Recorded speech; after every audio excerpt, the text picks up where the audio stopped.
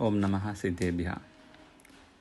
आज पूरे भारत में, विश्व में महावीर भगवान को मानने वाले सभी अनुयायी लोगों के लिए पर्युषण पर्व या दशलक्षण महापर्व का शुभारंभ हो चुका है। प्रारंभ में ही उत्तम क्षमा से प्रारंभ होकर आगे 10 दिन तक अलग अलग धर्मों के बारे में चिंतन करने का, मनन करने का मौका इस संदर्भ में मिलता है। बहुत से सारे लोगों को मन में विकल्प होता है, जैसे कि हम लोग सुने रहते हैं पर्युषण पर्व, दशलक्षण पर्व भी साल में 3 बार आता है, अष्टानिका पर्व भी 3 बार होता है। तो फिर भी हम पर्युषण पर्व को विशेष रूप से भाद्रपद मास में ही क्यों मनाते हैं? उसका कारण यही है कि 12 महीने बरसात होने वाले नक्षत्र है, 27 नक्षत्रों में भी बारिश होने का है। फिर भी जो स्वाति नक्षत्र में बारिश होता है, उस बारिश के समय में ही समुद्र किनारे में जो सीप होते हैं, सीप के अंदर मोतियाँ अपने आप बन जाते हैं, ये स्वाति नक्षत्र के बरसात के पानी से। तो ऐसे ही 12 महीने जितने भी बारिश आ जाए, जितना भी मौका मिले, लेकिन वो जो उत्तम संयोग जो है स्वाति नक्षत्र को मिला है, वैसे ही जो 12 महीने में हम लोग अलग अलग समय में व्रत, नौपी और पूजा, आराधना, विधान सब करते हैं। लेकिन ये भाद्रपद मास के इस जो 15 दिन का जो ये पक्ष है, शुक्ल पक्ष में, इस पक्ष में मनाने वाले जो पर्व है, विशेष रूप से पुण्य को प्राप्त करने के लिए और विशेष रूप से आत्मधर्म की प्रकाशन करने वाला पर्व दिन इन समय में आता है। जैसे कि प्रतिपदा से ही 16 कर्ण भावना की पूजा या व्रत प्रारंभ हो चुका है। 16 दिन तक तीर्थंकर नाम प्रकृति को बांधने वाले 16 भावनाओं को बांधते हैं, दर्शन, विशुद्धि आदि। और उसके बीच में दशलक्षण पर्व आता है और सप्तमी के दिन शील सप्तमी आता है और आज से ही पंचमेरु व्रत भी आता है। दशमी के दिन सुगंध दशमी व्रत आता है, चतुर्दशी के दिन अनंत चौदस व्रत आता है और उसी के समय में ही रत्नत्रय पर्व भी आता है। इन सब के होने के बाद अंतिम में क्षमा वाणी के माध्यम से हम सब जीवों को क्षमा मांगते हैं और क्षमा देने का भी संकल्प करते हैं। इस प्रकार 15-16 दिन की जो ये माह है, इसमें हर रोज़ विशेष रूप में अपने आप को धर्म मार्ग में चलाने के लिए ही, लगाने के लिए ही मौका है। बाकी समय में अपने व्यापार व्यवहार में ही हम लोग व्यस्त रहते हैं। लेकिन जो इस भाद्रपद मास में ज़्यादातर लोग व्यापार भी बंद रहता है और जो कृषि करने वाले हैं वो लोग भी इस समय में खाली रहते हैं। तो उस कारण से अनादिकाल से भी भाद्रपद मास का ये विशेष रूप से मनाने का भी अवकाश है। और एक कहानी भी आते हैं, वो भी श्रावण से एकम से लेकर भाद्रपद पंचमी तक 48 दिन तक जो पृथ्वी में सृष्टि हुई, उस सृष्टि होने के बाद से नया जीवन आरंभ करने के पहले जो देवों के द्वारा संरक्षित जोड़ियाँ थे, वो जोड़ियाँ सब अपने आप को धन्य माने कि हम सभी लोग जो बचे हैं, सारी पृथ्वी नाश हुआ लेकिन हम बच गए, तो वो धर्म के कारण से है। तो हमारा जीवन भी धर्म से ही चालू करना है बोल के ही तो ये दशलक्षण पर्व को प्रारंभ से 10 दिन तक आराधना करके संकल्प पूर्वक अपना नया जीवन शुरू किया बोल के अपने ग्रंथों में मिलता है। तो इस प्रकार अपने जीवन को सुधारने के लिए ये पर्युषण पर्व अत्यंत विशेष रूप से है। पर्युषणम बोले तो संस्कृत में जो चारों ओर से जो दिखाई देता है, समाया गया है, उसको पर्युषण बोलते हैं। तो आत्मा किधर है? हृदय में है, मस्तिष्क में है, आँख में है, पेट में है। तो उसको कहते हैं आचार्य लोग, जो अंगुष्ठ से अपने पाँव से लेकर माथे तक, मस्तक पर भी आत्मा पूरा छाया हुआ है। और आत्मा कैसा है? चैतन्य रूपी है। जो देखने वाले है और समझने वाले की शक्ति जिनको है, उसी को चैतन्य आत्मा कहते हैं। तो फिर ये दशलक्षण किनको होता है?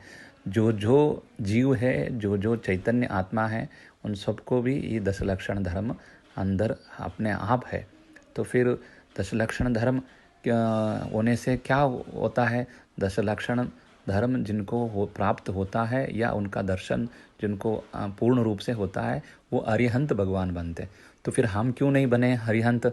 तो हमको दशलक्षण का अभी तक हम लोगों ने पूजा पाठ पढ़ा, और मंत्र पढ़ा और शास्त्र पढ़ा, तो इसीलिए हमको शास्त्र पढ़ने से हमको मोक्ष की प्राप्ति नहीं होते। तो पढ़ने वाले जो शास्त्र है उसको हम अपने चरित्र में लाने के बाद 10 लक्षण धर्म प्रकट होता है। तो फिर जितने लोग हैं तो ये सभी लोग पर्युषण की भावना, धर्म की आराधना करते, पूजा पाठ करते हैं, लेकिन उसको अपने अंदर से जो आत्मधर्म है उसको दर्शन करने का कभी प्रयास नहीं किया।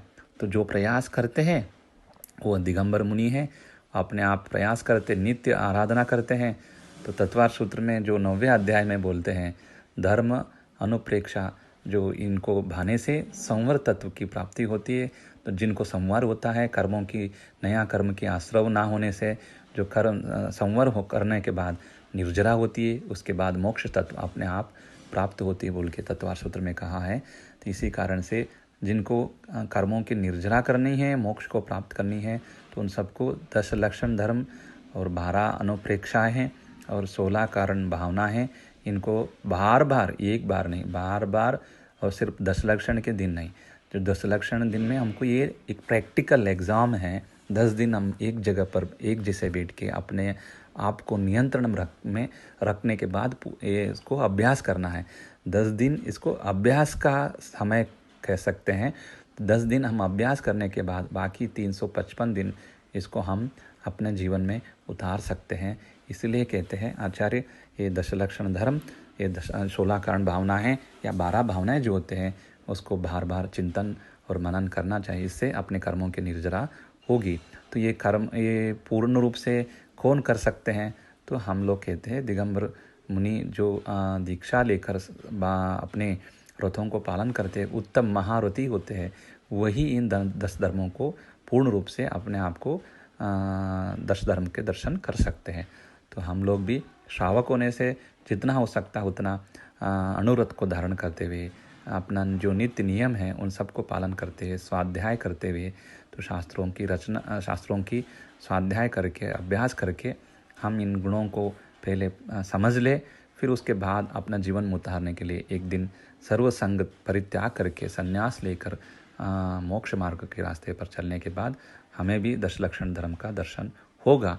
और आज पहला दिन उत्तम क्षमा है, और 10 दिन भी हम लोग एक एक दिन का एक एक भावना भानने से मालूम होता है, जब तक हमारे अंदर क्रोध, मान, माया, लोभ, ये 4 कषाय जो है, ये 4 कषाय जब तक है तब तक अपने आप को अपने अंदर से अपना दर्शन करने के लिए कभी भी ये लोग घातक बन जाते हैं, या ये लोग कषाय जो है अड़चन के रूप में रहते हैं। इसलिए 4 कषाय जब तक हमारे अंदर से उसको निकालेंगे नहीं, तब तक अपना निज स्वभाव जो क्षमा, मार्धव, आर्जव और शौच धर्म, सत्य, संयम, तप, त्याग, अकिंचन्य भाव और ब्रह्मचर्य भाव जो है, इन सभी भावों को दर्शन करने का या प्रकट होने में दिक्कत रहती है।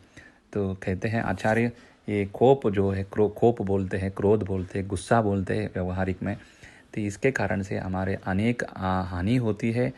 जब भी हमारे सामने होने वाले घटना है या जो भी परिस्थितियाँ रहती है, उसको बिना फरके, बिना सोचे, तो अपना स्वभाव से इसको क्रोध को प्रकट होना नहीं देना चाहिए।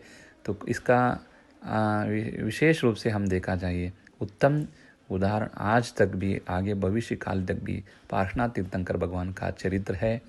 जब पार्श्वनाथ के जीव कमठ के जीव से क्षमा मांगा, लेकिन कमठ का जीव उनको अपना अभिमान से, अहंकार से, गुस्से से अपना प्रतिकार करने के लिए उनके ऊपर पत्थर फेंका। तो वहाँ से ये श्रृंखला चालू हुई, अगले तीर्थंकर भाव होने तक, 10वें भाव तक उसका क्रोध, इनका क्षमा, ये दोनों चलते रहे। आखिर में क्षमा ही जीता। तो इससे उत्तम उदाहरण लोक में कोई नहीं हो सकता। हम अपने जीवन में एक बार पार्श्वनाथ भगवान को चरित्र पढ़े, इतने संकट आने के बाद भी, अपने परिस्थिति जितने भी होने के बावजूद भी पार्श्वनाथ का जीव हर बार क्षमा को धारण करते रहा, कमठ को क्षमा देते रहे। यही हमारे जीवन में भी रखना है।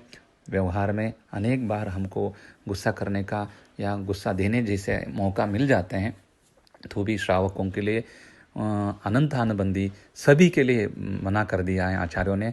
जो भी हमारे सामने गुस्सा होता है वो अनंतानुबंधी क्रोध के रूप में परिवर्तन होने नहीं देना चाहिए। अनंतानुबंधित बोले तो अनंत बहुत तक ले जाते हैं। जैसे पत्थर के ऊपर लिखा शिला शासन हजारों सालों तक जैसा रहता है, वैसे ही एक क्रोध के अनंतानुबंधी क्रोध के कारण से जो कर्म के आश्रय होता है वो बहुत सालों हजारों सालों तक रहता है। इसलिए श्रावकों को या किसी जीव को भी अनंतानुबंधी होने जैसा गुस्से को कभी नहीं करना चाहिए। उत्तम खमट के जैसा हम कभी भी गुस्सा नहीं करना चाहिए।